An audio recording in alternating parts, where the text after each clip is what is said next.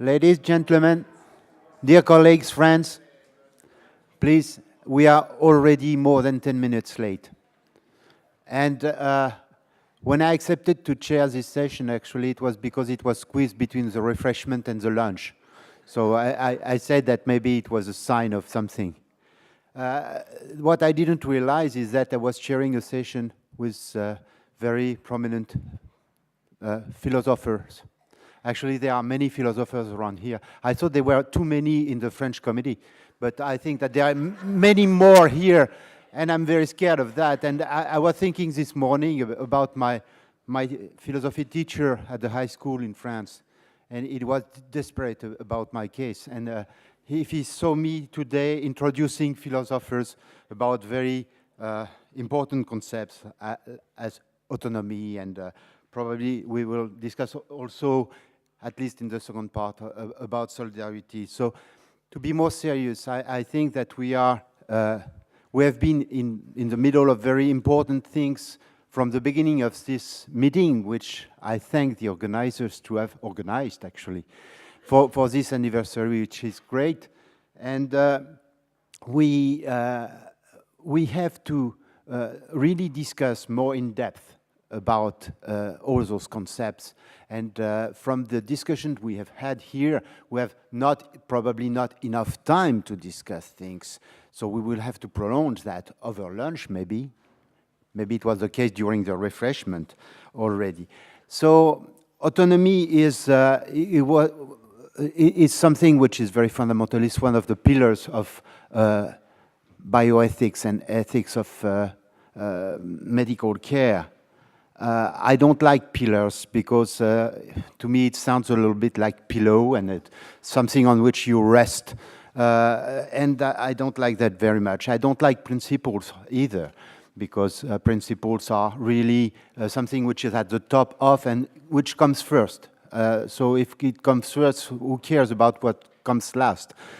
And when I saw the title of Johan Brandmark, who will speak first, I saw Goodbye Autonomy, and it sounded me like a song of Simon and Garfunkel in the 70s. Bye-bye autonomy, bye-bye happiness, bye hello loneliness. I'm thinking I'm going to cry, but please tell us more about this. I mean, this talk of pillows made me think maybe I should call it Good Night Autonomy instead. There's a handout circulating, and you're very sort of spread out in the room, so I guess it will reach the back rows at the end of the talk. But hopefully you'll be able to follow the talk even if you haven't gotten hand on the handout. So I'm going to talk about autonomy, and I mean, the main idea of this talk is that there is this thing of respect for persons that I agree is something very important. But respect for persons is always, perhaps not always, but very often almost made synonymous with respect for autonomy and respect for autonomy in a specific sense. And I mean, the question I want to sort of place in your minds is, can we have respect for persons without respect for autonomy? I'm going to argue that yes, we can, and yes, we should. I don't hope to convince you of that, but maybe at least make you think about this question. So, I mean, this conference sort of invites us all to take kind of a long perspective on things, and the starting point of my talk is 1979, which saw the publication of both the Belmont Report and the first edition of the Principles of Biomedical Ethics. So two pieces that both put a great emphasis on the importance of autonomy. And I think the development we have seen since then has been sort of a growing emphasis on autonomy. I was 8 years old at the time, so I can't say that I've been able to follow this development directly myself. But I mean, here we are, 2015, and at least in Sweden we have just recently gotten a new patient law, which I think is very strongly influenced by ideas about patient autonomy. So it's very much a live ideal. I'm not going to talk about the sort of different philosophical conceptualizations of autonomy. There are very many, and some of them very sophisticated. I'm going to talk about autonomy more broadly, because I think autonomy as a kind of more broad and a bit vague ideal, that's the ideal of autonomy that really influences politics and practice, sort of the intricate details of philosophical works, admirable as they might be, will rarely sort of be translated into practice, at least not in their exact form. Okay, so why is autonomy important? I think there are three main reasons why we might be drawn to the idea that autonomy is very important. One is that it confers legitimacy, and specifically that the act of consent confers legitimacy. I mean, in Western philosophy, we can see this idea already in 17th century works in political philosophy, like Hobbes and Locke, contract theory, where political power is made legitimate by the consent, or the entering into a contract between citizens and the sovereign. And this idea of consent conferring legitimacy, I think, runs as a sort of thread throughout intellectual history since then. And I mean, we find it in all parts of society, that consent has this almost magical power of conferring legitimacy. Especially when there might be negative side effects involved. I mean, government does many good things, but it also does some things that might affect me negatively. And then consent becomes very, very important. And the same thing goes for medical procedures. So it's not enough that they are sort of health promoting. There might be negative side effects, and then consent has this legitimizing function. The second reason is that it might help set individual health goals. And I think any healthcare system will have to rely on some kind of more objective conception of needs in order to make prioritizations. But we can still allow that sort of exactly what counts as health or well-functioning for an individual patient will, of course, depend on the details of his or her life, his or her preferences. I mean, for instance, if I'm about to go through a hip replacement, and I'm a very sporty person, then mobility will be a key concern for me. So there might even be some negative effects that I might accept as long as we maximize mobility. So that kind of flexibility in how we understand health goals can be the product of patient's choice. So this is another area where I think autonomy might be seen as playing a role.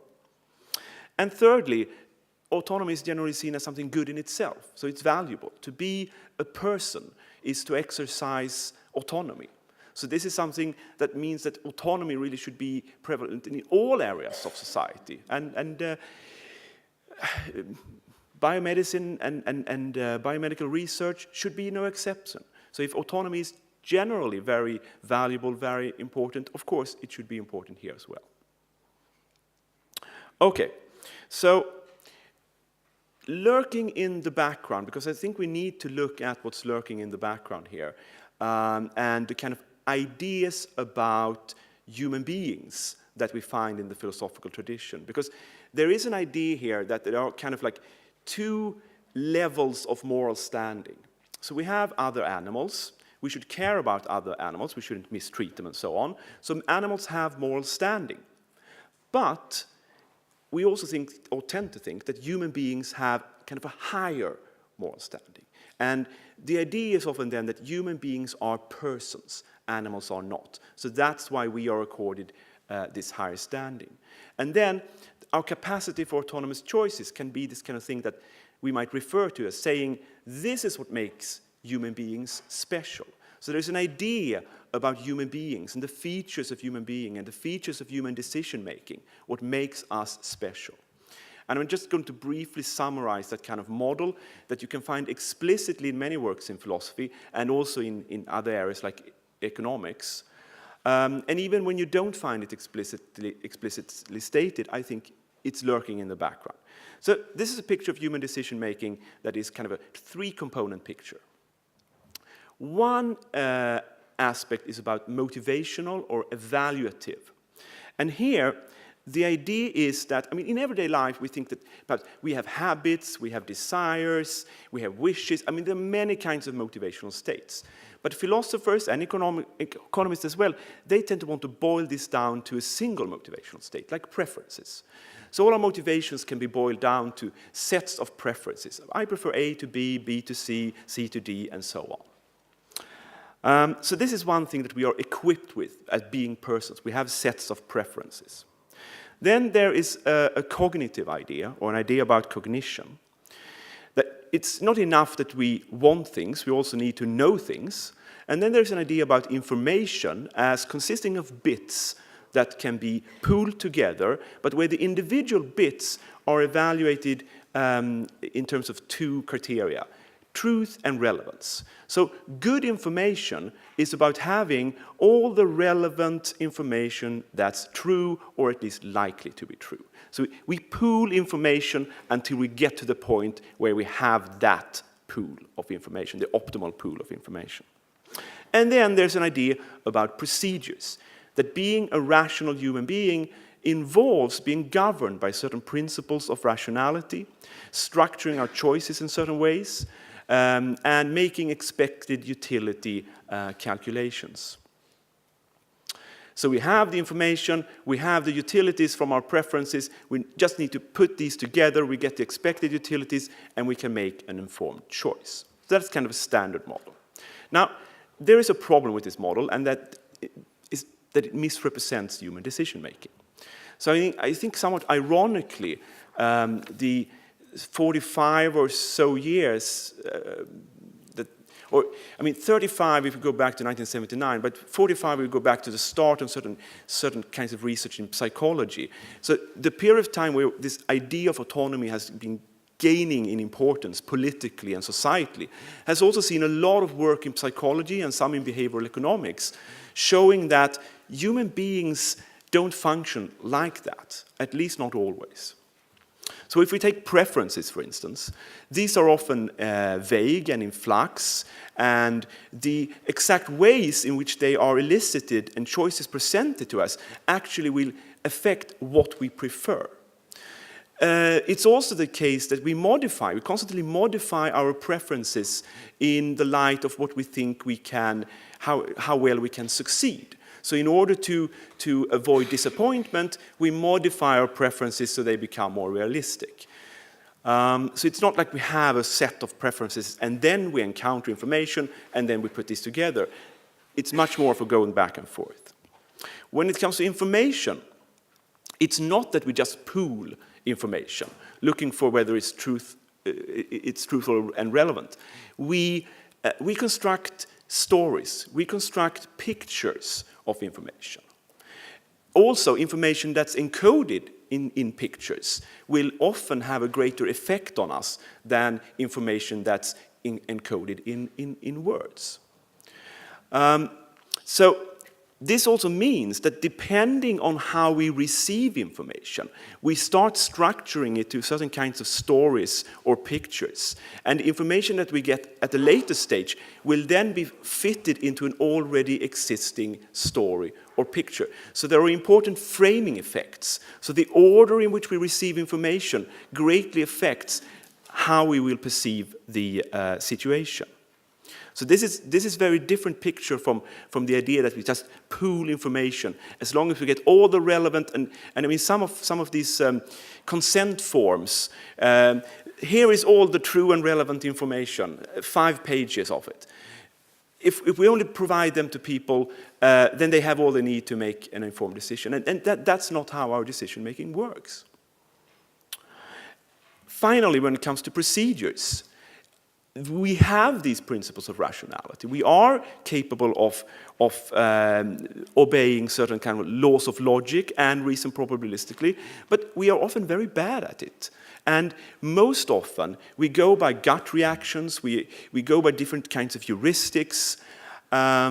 So it's not the case that these procedures really sort of are the ones we employ in everyday choices. So on all 3 of these points, the standard picture is at least misrepresent everyday decision-making. I mean, it points to certain features of human agency, but it misrepresents everyday human agency and decision-making.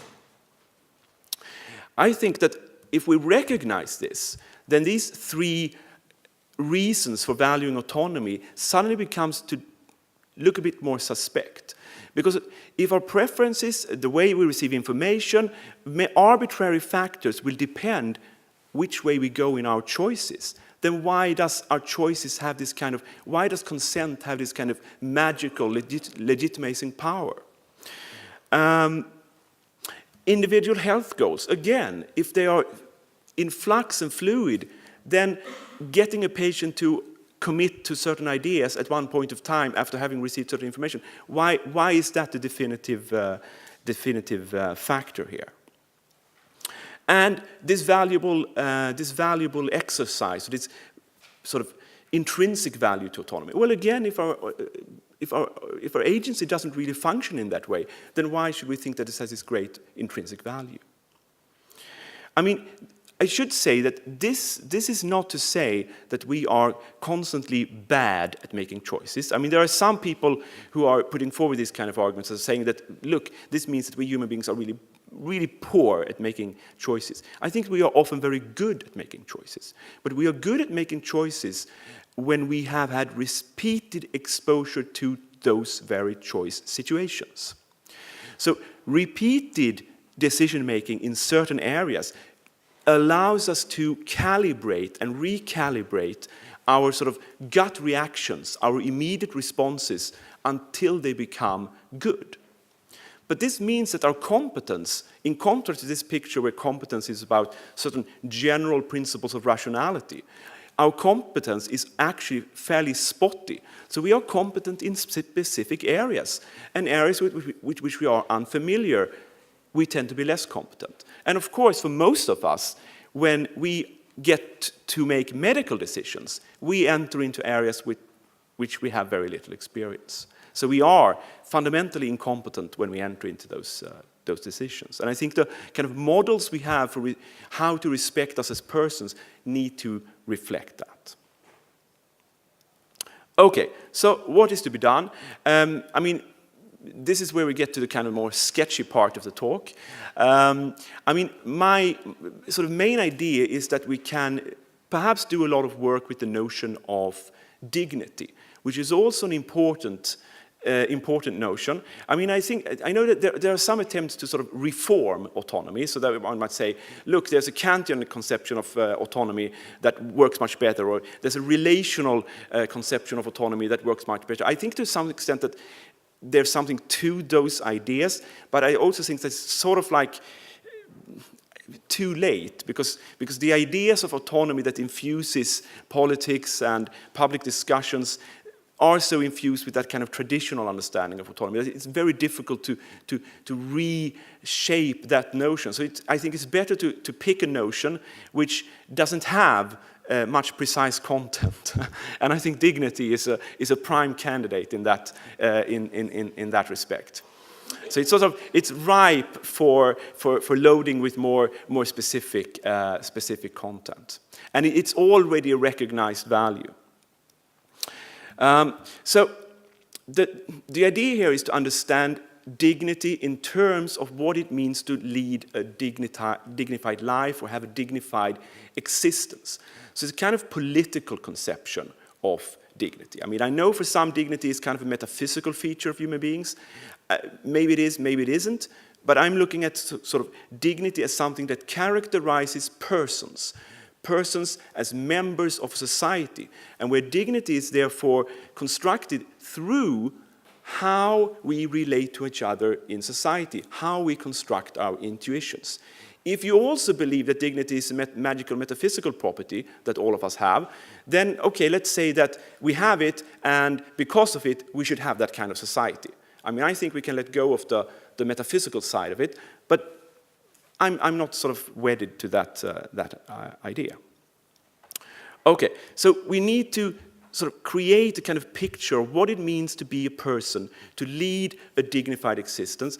Jeremy Waldron, an American philosopher of law, has sort of done some work on this in terms of an analogy with the kind of dignity that nobility used to have in an older society.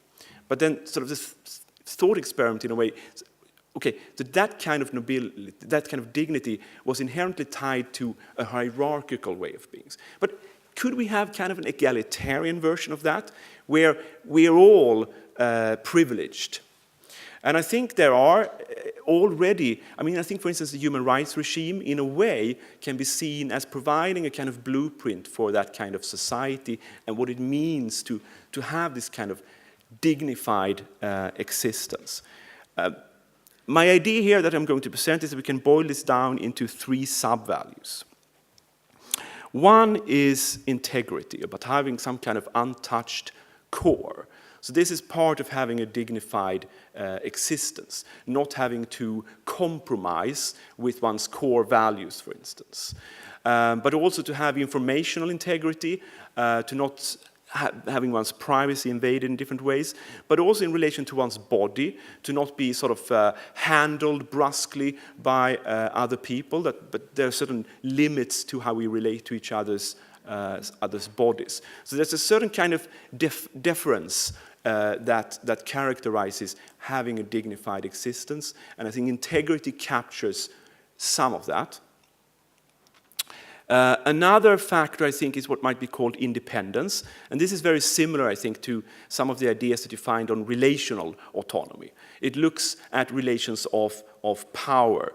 So being independent is about not being dependent on the goodwill of others, not to rely on the kindness of strangers, so to speak. And being a rights holder, I think, is an excellent example of that. I mean, we can always discuss exactly which rights we should have, but I think being a rights holder is also something that alters our social relations, and this is a theme in, for instance, Joel Feinberg's works. So being a rights holder regulates our relations. So if I need help and I demand help, that's a very different thing if I can stand on these rights than if I beg for help, if I'm a charity case. So again, having a dignified existence is about not having to beg, not being a charity case. And I think rights and being a rights holder is an excellent way of putting that into practice. The third feature is what I call individuality. So to not just be kind of like a cog in the social and economical machinery. I mean, we are all cogs in the social and economic machinery of society. So the idea is to not just be a cog. And I'm thinking, I mean, in a way, in terms of the old Kantian idea of not being treated merely as a means, but also as an end. The idea is not that we can never be treated as means. It's just we can never be treated merely as means, solely as means. Again, not to be treated as kind of an exchangeable cog, not to be treated as a generic person. So, for instance, in a meeting between a patient and a physician, it's clearly what the physician brings to the table is general knowledge. But that general knowledge has to be translated into something that's relevant for the particular patient. And respecting individuality is about making that kind of transition. Okay, how am I on time? You are out of time. I'm out of time.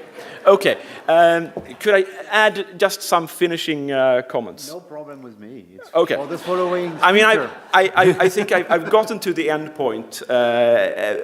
Just some perhaps things I'd like to add, and I think that one advantage, and I'm not saying that this kind of tripartite conceptualization is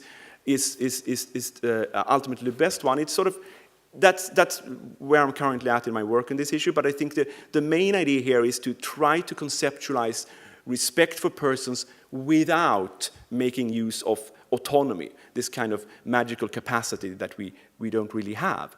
I think that many of the effects of the emphasis on autonomy, on actual healthcare practice, has been very good. But I think that they had to some part also relied on the fact that healthcare personnel, they don't really apply the sort of core notion of autonomy. They adapt it to the circumstances. So I think it's better to have a concept that's not sort of pulling us in a direction that's unreasonable, that you don't have to adapt in these ways, but in fact points to these kinds of adaptations already in the sort of core concept. I also think that one problem with the notion of autonomy is that we have cognitively low-functioning individuals, where this seems to be not even sort of at a surface level applicable. So then we go hunt for some kind of ersatz consent. Okay, so we cannot have informed consent from these individuals. What can we have instead? I mean, I think it's better to back off a bit and try to formulate a kind of ideal that's applicable at its core to all human beings. But it might be applied differently depending on, for instance, whether we're cognitively low functioning or high functioning, and other relevant factors as well. Whether we want to take a very, I mean, again, individuality. Some might want to really participate in the decision-making process. Some might just sort of, well, I'm going to lean back and please, I don't even need much information. Just do your best, I trust you. There are different kinds of strategies that we might have as patients. And I think it's good if we have an ideal that sort of at its core is open to that, rather than at its core is formulated for a very specific patient, and then we have to adapt it to other patients. Okay, so that will have to be enough. Thank you very much.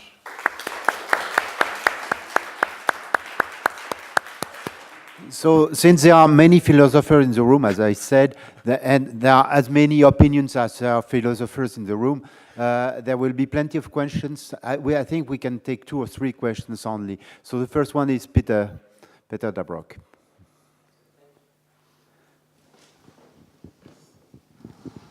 Thank you for this inspiring talk.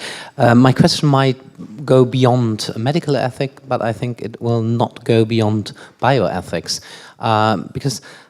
So my question is, how do you personally, I can imagine some other solutions, but how do you personally justify that persons are human beings and that there are not other entities which might be a person? So the Peter Singer question. So what is your personal interpretation and justification? I mean, I personally, I'm what's sometimes called a constructivist. So I don't think that there are any kind of metaphysical or categorical properties that we can point to in order to justify this. This is about politics, really, and about the societies that we build together. So the reason why human beings become persons is that human beings are part of our societies. Animals are not. If we choose to build societies where animals are sort of integrated parts of that society, then they might have some kind of status that they would not otherwise have. So I mean, that does mean, of course, that a lot hinges on our choices. But I mean, that's my stance, at least. That's not the stance of everyone. I am fully aware of that. So that's also why I'm trying to kind of formulate ideals that are, you could attach them to kind of a more sort of strongly metaphysical account of moral standing. Okay, so you believe in this kind of property. Well, here's an account of how we realize this conception of dignity. So it's kind of like a module that can be attached to it. I don't think it needs that kind of metaphysical backing. But that is a sort of a personal view.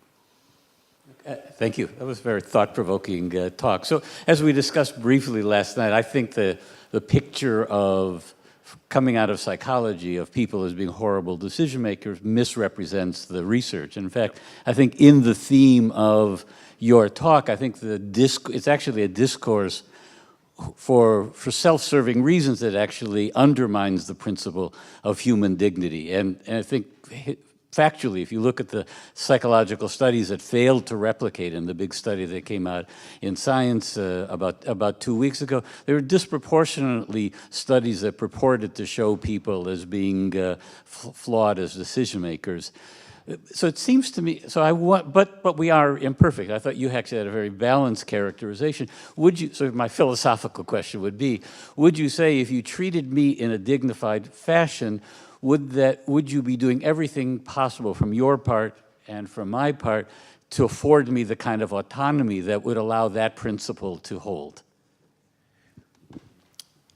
I mean, to some extent, yes, because I mean, there's this sort of sub-principle of individuality. So, I mean, I think to some extent, I mean, we do value autonomy. And I mean, to some extent, already young children value autonomy in a sense of being able to decide for themselves what they want to do. I mean, we as adults might say, no, no, no, when you get old enough, you'll be able to do that, but at the moment, I'm the one deciding. But I think this is something that many of us have. Again, I think that there is no sort of metaphysical or sort of deeper justification of why that particular idea is so important. But given that it is important to many people, then respecting their individuality means respecting that. I mean, I would say that, again, this is the constructivist talking, that it's not that we value autonomy because autonomy is fundamentally important. Autonomy is important because we value autonomy. It doesn't matter that that sort of having your way is not backed up by the kind of pictures of agency that philosophy can produce, and that is still sort of relatively compatible with works in empirical psychology. It doesn't matter, because respecting your individuality will allow you, or to some extent at least, I mean, there might be limits, of course, but that goes for autonomy as well, will allow you to have your say in the matter, if you're that kind of person. So what I'm objecting to is that, in a way, having autonomy as this kind of prime ideal is saying, in a way, you should be that person. And that I don't think we should take that step. But if it's important for you, fine. All right. Hello, Johan. So I'll pose this challenge for you then. So here we are. So we have dignity and integrity and independence and individuality. They're all very nice ideas. I've read your paper now very carefully. I thought about it for over a week. And my conclusion is I don't really care about these things. I don't think it's a core value. I'm not sure I have any core values. But I have a desire. I have a preference for how to go about with my life.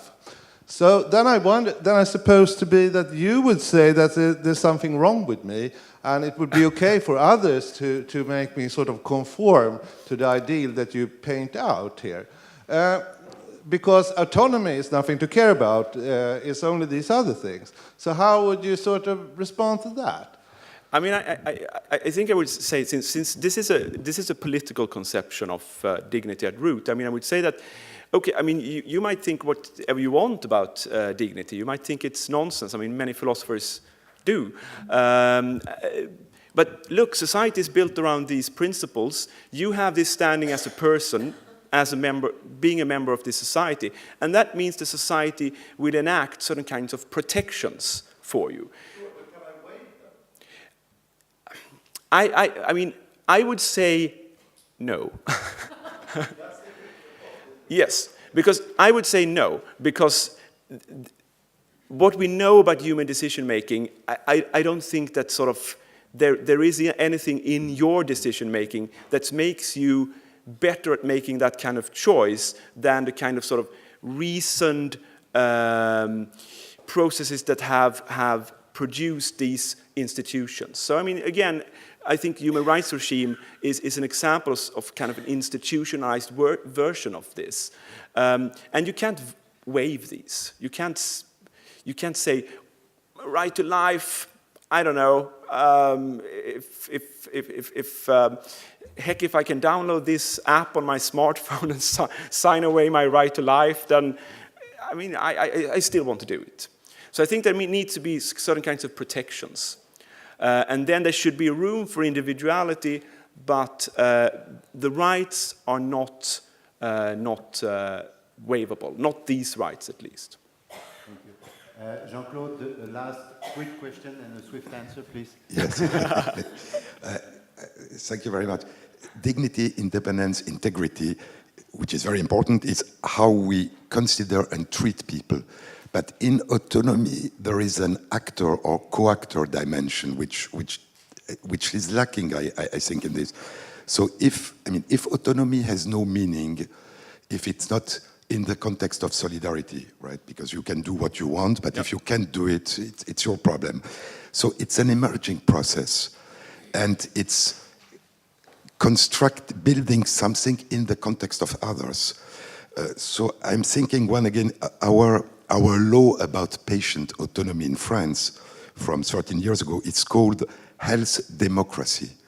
So is democracy not the example of autonomously participating to a collective work? And it's something that builds when you have it. Countries which don't have democracy have very big problems to enter in it. So if we consider it's an emerging process, it's not the same. I feel then being recognized as endowed with dignity, with independence, with integrity, which is important, but which is a state, which doesn't give an actor status. Given that I'm only allowed a short answer, that was a very big question.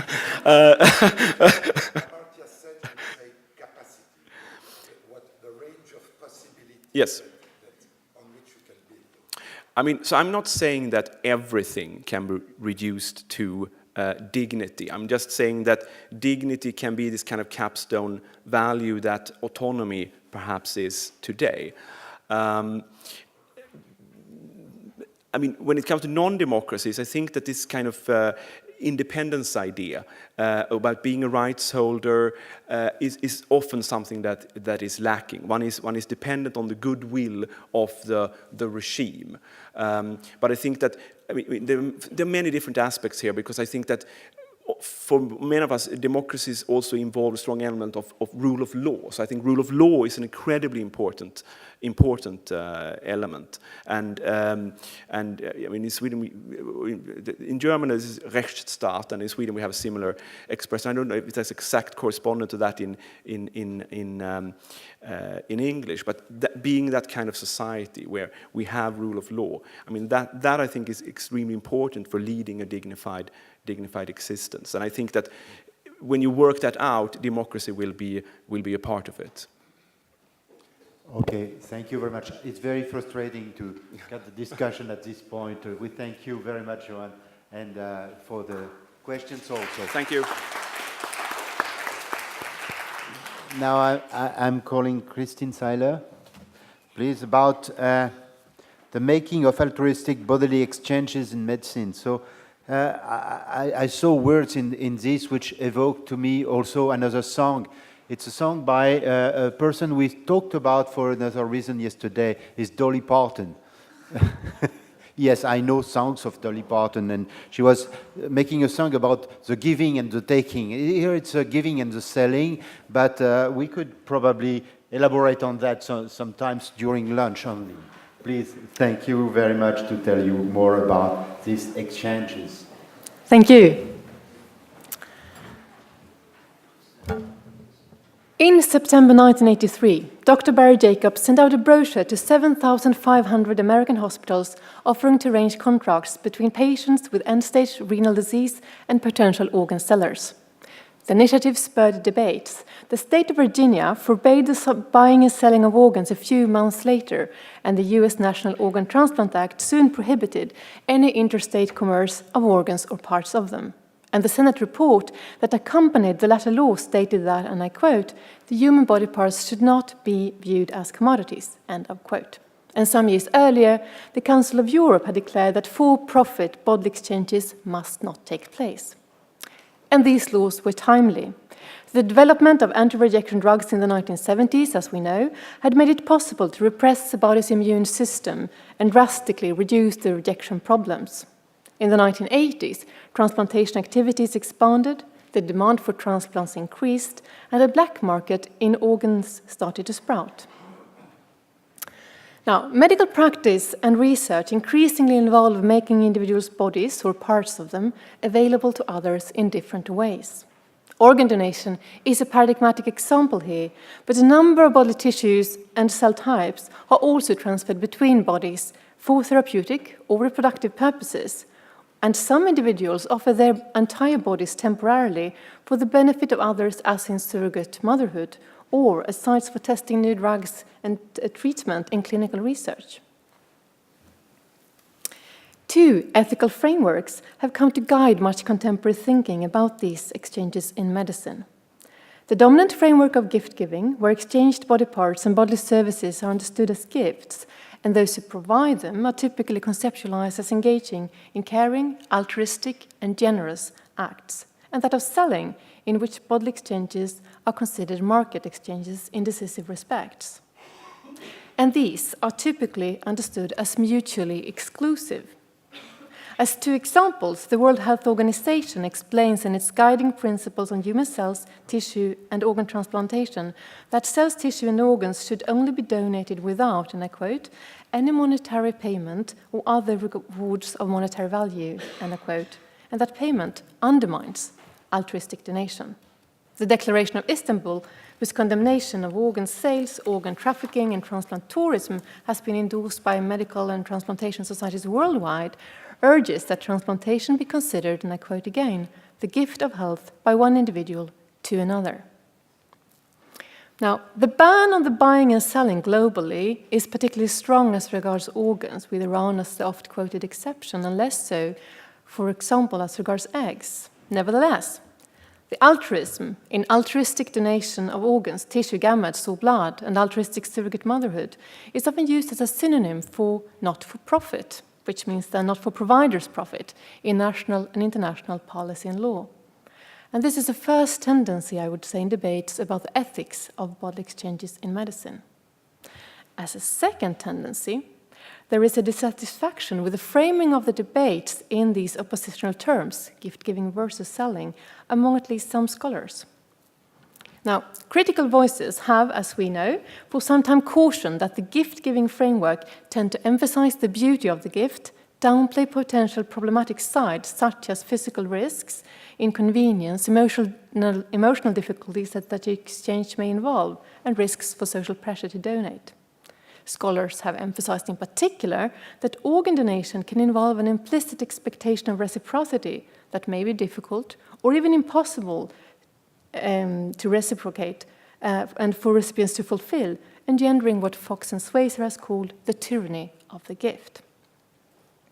And major critique have been voiced against the selling framework and revolved around the autonomy or consent of providers of body parts or bodily services, where payment may be capable of distorting someone's judgment or in other ways compromise her or his agency, around risks for exploitation, and around how this framework clashes with the idea of the non-commodifiability of the human body. However, without dismissing these issues, scholars who are dissatisfied with this oppositional framing of the debate have pointed to a set of different concerns. Some have underscored the difficulty to draw neat dividing lines between what is altruistically given or transferred for the sake of financial gain. While there is a difference, they tend to agree, between money intended to remove obstacles for those who are already inclined to donate for altruistic reasons, and money introduced to incentivize those who would otherwise not donate, any such sharp distinction is problematic to uphold in practice, since payment intended as compensation for pain and inconvenience involved sometimes result in the recruitment of primarily financially motivated donors. The gift-giving framework then requires specifying when the involvement of money is compatible with giving and when it turns exchanges into sales. But this distinction has proved elusive. Other critics have argued that healthcare and biomedical research increasingly are areas where some objects qualify as gifts at certain times and places and as commodities at others. And still others have questioned the oppositional framing because it appears to imply that body parts are provided either only to help others or only to secure profit, and empirical research has shown how providers' motivations sometimes are not that clear-cut. So, based on these complexities, scholars have argued that the dichotomy between giving and selling could be misleading or false, and that accurately conceptualizing and evaluating bodily exchanges in medicine requires moving beyond seeing them as appropriately belonging to either category. The British Nuffield Council of Bioethics report, Human Bodies, Donation for Medicine and Research, offers one of the more detailed efforts to do so. Distinguishing itself from conceptualization of bodily exchanges as properly belonging either to a commercial or a non-commercial sphere, this report refers to or offers an intervention ladder, as we heard yesterday about, with 6 rungs in this case, ranging from simple information to potential providers to monetary incentives that leave them financially better off. It states that interventions, even on the level of the highest rung, aren't necessarily unethical, but ethically more complex and require special scrutiny. However, the report, as you can see here on this slide, keeps this distinction between altruist-focused interventions that encourage individuals who would otherwise not have considered donating to do so, and non-altruistic focused interventions. Keep this distinction, and one may then wonder if they actually leave the giving-selling distinction behind. Another effort is to be found in a forthcoming volume labeled Bodily Exchanges, Bioethics and Border Crossing, Perspectives on Giving, Selling and Sharing, which probes the giving and selling frameworks and outlines and examines another, much less familiar one, of sharing.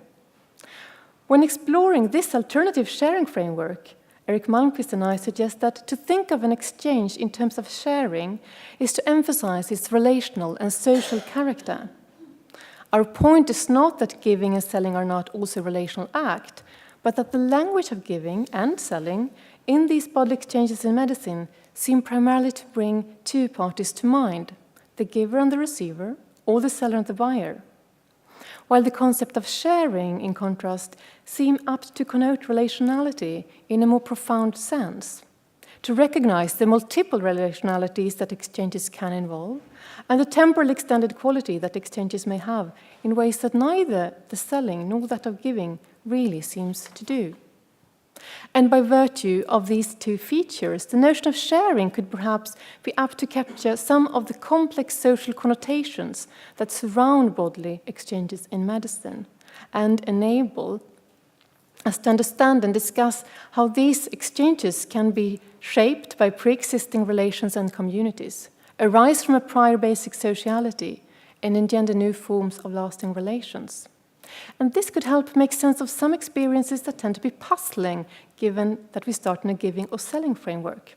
For instance, the ties that altruistic surrogate mothers may feel towards intended parents, as shown in some empirical research, or the strong felt affinities between organ recipients and the kin of post-mortem organ donors, as shown in the work of Leslie Sharp. Furthermore, unlike the giving framework, sharing need not exclude all involvement of money in bodily exchanges along the line of reasoning where receiving money for a gift I have given no longer makes it a genuine gift, while there seems to be nothing inconsistent about saying that I share something with someone and receive some kind of payment for what is shared. Unlike the selling framework, though, the sharing one would not marginalize other regarding motives among the parties to the exchange, and a sharing framework could be compatible with an independent ethical critique of bodily commerce. So it could be compatible with a case-by-case analysis. Today, however, I will also offer yet another approach that takes us beyond the oppositional framing of the debate. My concern is not with specific ethical frameworks, but with a set of questions that risks receiving very little attention in discussions of the ethics of bodily exchanges in medicine. Seldom, it seems to me, have medical ethics examinations of bodily exchanges in medicine explored how various dimensions, social, organizational, regulatory, ethical and technological, help shape certain practices of bodily transfers as altruistic, and by extension, certain donors as altruistic. Even, or equally seldom, Has the issue of such co-shaping of medical practices in moral terms been a concern in medical ethics?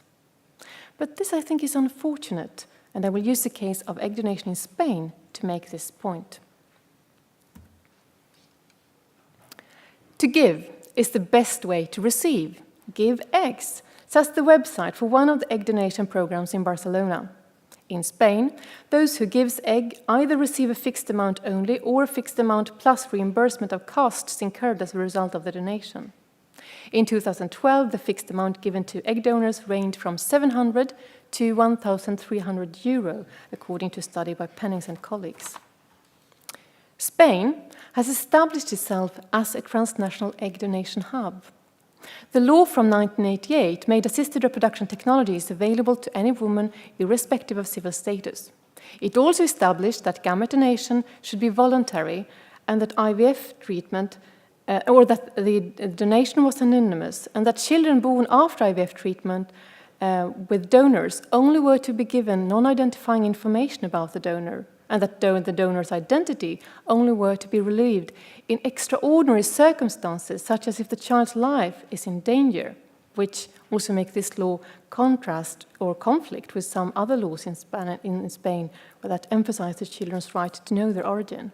Furthermore, it was stated, the medical team must guarantee the maximum degree of phenotypical and immunological similarity and compatibility with the recipient and her social environment.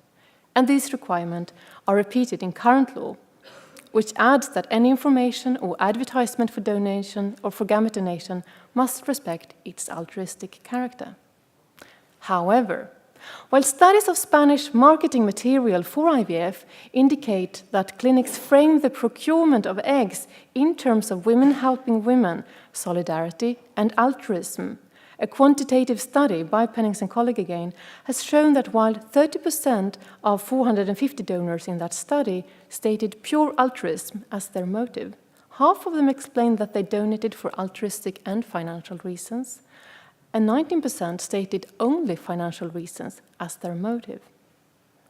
And this can evoke questions then as regards the relation between laws and policies and individual meaning-making and motives, which makes, I think, qualitative studies that bring to light how donors seek to rethink relations between biology and kinship, self-interest and altruism when making sense of the donation quite interesting. The three features of anonymity, money, and the meaning of eggs become intertwined in these donors' meaning-making. To put this briefly, first, these studies explore how donors seek to make sense of the meaning of eggs, that is, what eggs are for them. And this is the case when donors narrate egg donation as on par with blood donation, something that allows them to position the eggs as transferable biological material just as any other, in contrast to the eggs being perceived primarily as a basis for motherhood. I will quote from Orobittig and Salazar when they state, or quote from two donors, saying that people think that it is your child, but it is not. I cannot explain myself. I don't know, but I want to see it in the same terms as blood donation, otherwise I would not donate the eggs. End of quote. And another quote, I am not giving away anything alive yet. End of quote. And as another example, donors describe the donation as a giving of bodily material that would otherwise have been wasted on a monthly basis. And in both these cases, eggs become objects that are excess material, transferable to others for their benefit, though not necessarily easily so. Second, several studies point to how donors align themselves with the valuation of gestational and social motherhood and downplay the role of genetic ties. Donors also in such studies describe how they imagine the child to be as a particular person, narrate how identifying information would make them obsessed, as it's put, with the child, and emphasize that the child won't be able to know who they are. They integrate then the value of anonymity into their reflection, and this value is also upheld by the clinics that keep donors and recipients apart. And empirical research here suggests that this enables donors to distance themselves from the social bond that could have followed from genetic ties. Third, both donors and clinics use economic language, and scholars have examined what money did in these narrations. It seemed to feed into and sometimes enable the objectification of eggs. Donors also narrated how they, as the process proceeded with inconveniences and sometimes pain, came to see the financial compensation as necessary for them to continue. Still, they negotiated the meaning of money in creative ways, as when stating that egg donation did not qualify as an economic transaction because, and I quote again from Arabitic and Salazar, "No money can pay for it. It is as if you were given a part of yourself, and this is priceless." End of quote. So here, not only the eggs, but also at other places in these studies, motherhood were described as priceless. Now, much can be said about egg donation in Spain, but my point is that these three features bring about how donors engage in ontological and moral work. Donors negotiate the meaning of eggs as sociocultural and biological entities, and this meaning-making of eggs seems to help shape the donation as ethically possible for them, as something they can do, as a caring act where the priceless basis for motherhood is transferred and where money that changes hands do not taint this act, though the repeated effort to make sense of money can be seen as an indicating that this may not be unproblematic. Ontology is commonly used as a shorthand for the study of that which is, but the term has also been used to refer to explorations of taken for granted assumptions about the reality of things, or to examination of how that which is, a certain practice or entities in it, is brought into being and is relationally formed. And the latter is what I have in mind. Donors' efforts to make sense of the donation in moral terms seem to require them to, among other things, rethink assumptions about kinship and norms and values about the relation between persons and parts of their body, and about what eggs are. Frederick Svenius coins the term subjects based on a blending of subjects and objects in order to refer to body parts that have been removed from one's body, that are not yet implanted into another human being, and that still matter to the identity of the person from whom it has been transferred. This idea seems to capture the in-between stages of these body parts, and this seems also to be what donors in these studies seek to make sense of. How the eggs neither qualify as just any object that are transferable in exchange for money for them after all, but also as parts of them, but not fully so, and yet as excess. And this meaning-making seems to involve ontological and moral work for them. Furthermore, organizational and legal aspects of egg donation in Spain also feed into such work. Not only did the donors draw on the legally required anonymity in descriptions of how anonymity enabled their donation, the anonymity also helped position egg donors as individuals who don't expect ever to meet the child in the future, but act out of care for others while receiving financial compensation for inconveniences. The egg donor, as put by Charlotte Krölicke in her study of Danish couples who traveled to Spain for egg donation, become, and I quote from her, "the perfect stranger," end of quote. Now, of bioethical relevance, research such as this open up for critical investigations of what I would label normativity in the making. That is, how norms and values, assumptions of different kinds, are expressed, drawn on, rethought, enacted in concrete medical practices by those who in different ways engage in them, such as donors. Some such normative configurations may be explicit, others implicit and more taken for granted, but the point is that they nevertheless seem to feed into, are drawn upon, and help shape moral meaning-making, choice, and agency within specific medical practice, as in the case of egg donation in Spain. Just as social, organizational, and regulatory dimensions help shape practices or help shape the specificities of practices as altruistic bodily exchanges. In a different context, Marianne Verkerk and Hilde Lindemann have argued that we need to examine how normative concepts that we use in ethical reflection operate, how they affect our lives, what structure they support, who has to do what to sustain them. And investigations of normativity in the making in this context would expand this, so that we would not only examine normative concepts, but also norms, values, and assumptions that are expressed, strengthened, questioned, or enacted within practice, or again, with how when donors seek to make sense of the donation. Now, I have two comments based on this for the National Ethics Councils and SMER. Examining normativity in the making can open up for discussions, for example, of donors' meaning making, and open up for and unravel complexities that may not be foreseen. It could render visible norms, values, and assumptions of relevance for how individuals do engage within these practices. And couldn't rendering these visible, bringing them to the table for reflection, be quite crucial contributions to public reflection? This would then be something quite different than focusing only on harms and risks, or primarily on harms and risks of new medical technology. And second, apart from rendering visible these normative configurations as a first step for reflection and critical discussion of them, a concern with normativity in the making could invite quite different questions than those that the oppositional framing of debates bring to light.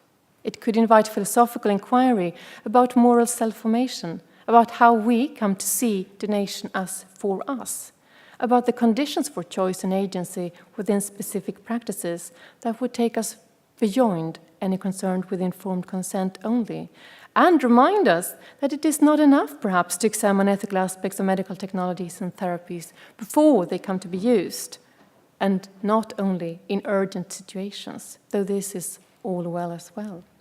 But bioethics could do more, and I would argue should do more. Thank you.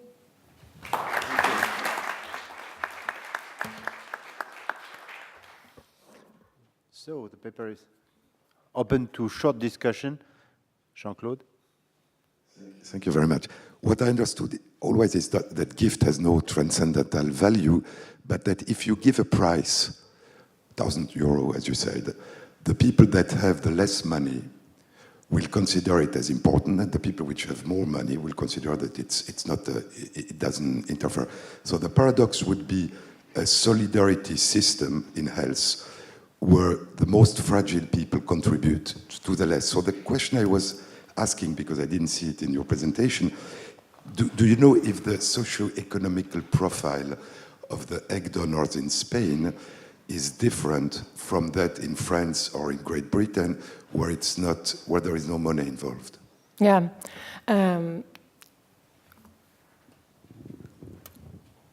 First, statistics in Spain is very difficult because it's optional for the clinics to report to the agency who is in charge of this.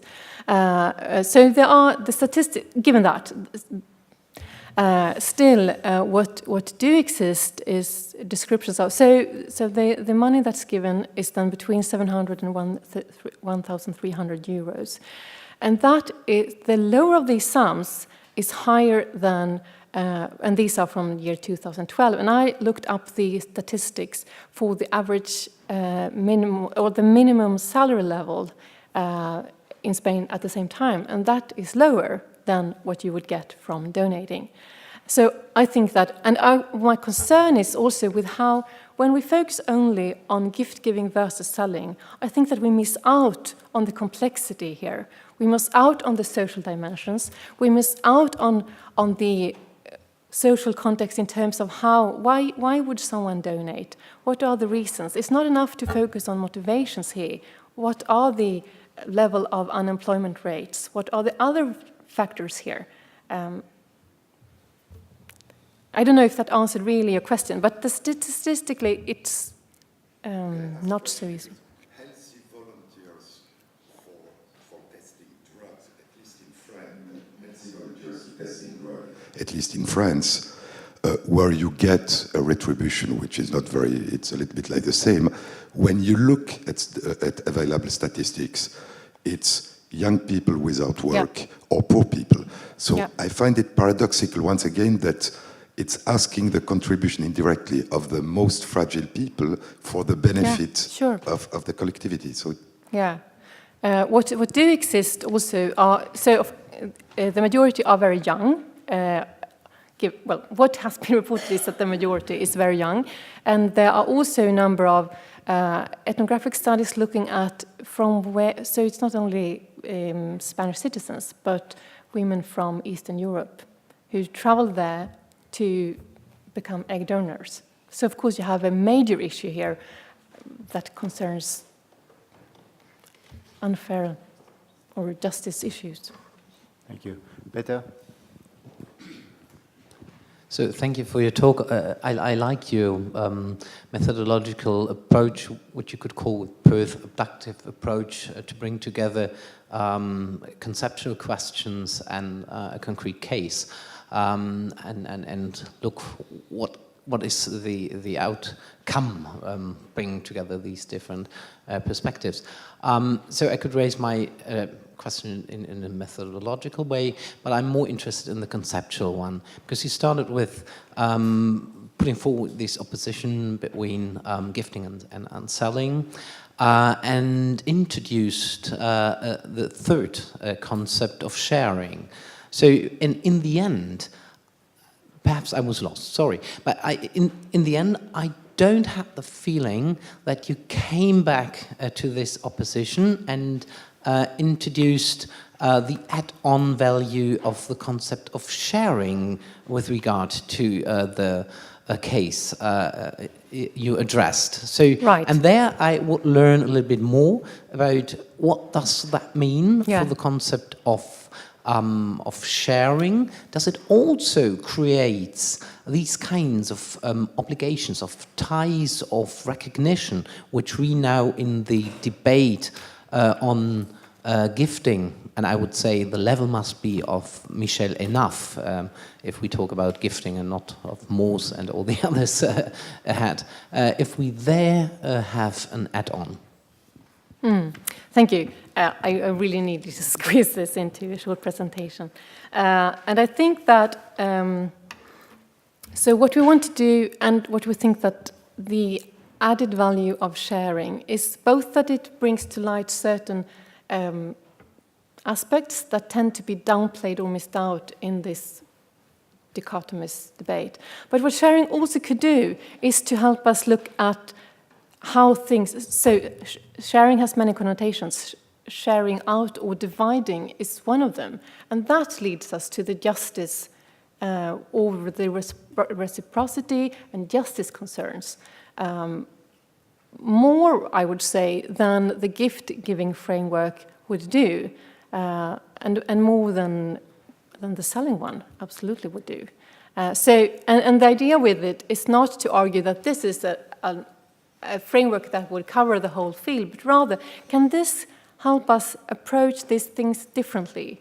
Can it help us bring to light aspects of the debate that tend to be missed out? Can it bring these concerns to the fore, how people actually may experience these donations, try to make sense of them in ways that are much more complex than the giving and selling frameworks allow for. Something else is going on, particularly I think this case shows that. It's something, people are trying to make meaning here and understand what they take part in. But there are so many other dimensions here, social dimensions, justice dimensions, and sharing could be one conceptual tool to bring out how we could engage in these relations and also bring forth the distribution and justice dimensions. Thank you. The last question by Hugh, please. Hi, I'm Hugh Whittle. I'm from the Nuffield Council on Bioethics. Thank you. It's a really, I think, helpful and interesting to introduce the ideas of sharing and also what you describe as the kind of normativity in the making. But I think that I just wanted to make the observation that I think that to characterize what is happening or what is the existing debate as a kind of binary debate between giving and selling is already kind of oversimplifying the way things happen and the way it's been described. And I think that there are two aspects to this that I would just observe. One is that the act of providing the material is part of a whole process of transactional exchanges, which doesn't just involve the giver and the eventual recipient, because there are many intermediaries involved in various forms of transactional elements, some of which are money-making, and there's a question as to why the provider should be excluded from that aspect of it. But the second is that the receipt of money or some other reward isn't always about selling, and the part of the point of the ladder that we produced that you represented there was to acknowledge that there may be different things going on in the use of payment. Some of it might be purchase, selling and purchase of a thing, which we wouldn't necessarily encourage us to think of it of, but sometimes it's about compensation, reimbursement, reward, which might be seen in terms of reward for labor. So I think that all of these things add to complexities that to some extent respond to the different motivations that individuals can have. And I think that it's about, in each situation, being honest about what kind of transaction is taking place. Absolutely, more people are involved. When I made this very brief overview now of the gift-giving versus the selling framework, so of course there is so much. I mean, we could go back to Marcel Mauss and then we will have a discussion about different sets of obligation that result from gift relations and the complexity of them.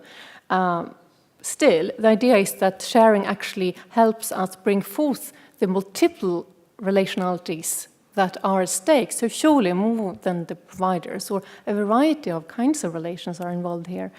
And as regards, in discussions about gift giving, of course we have this discussion about compensation for direct costs, reimbursements, or compensation for inconvenience. But what to me seems to be a bit problematic with that is that after all we have this then discussion about, so where do we draw the line? Is it still gift giving if you are given 300 euros for your eggs? Is it gift giving when you are given 1,300? And I'm concerned with what happens here. What are the things that we miss out when we focus on where to draw this exact line? And I think that's where sharing can help us enter the discussion from a different angle. So surely we have this big variety of how we seek to combine a gift-giving framework with money then. But we've had that debate for so long, and I'm not sure it really helps us any further. And that's why we have tried then to see, so how can we think about these issues differently, being very aware of the concerns and the debates that have been going on. Well, thank you very much, Christine, and thank you to the questioners.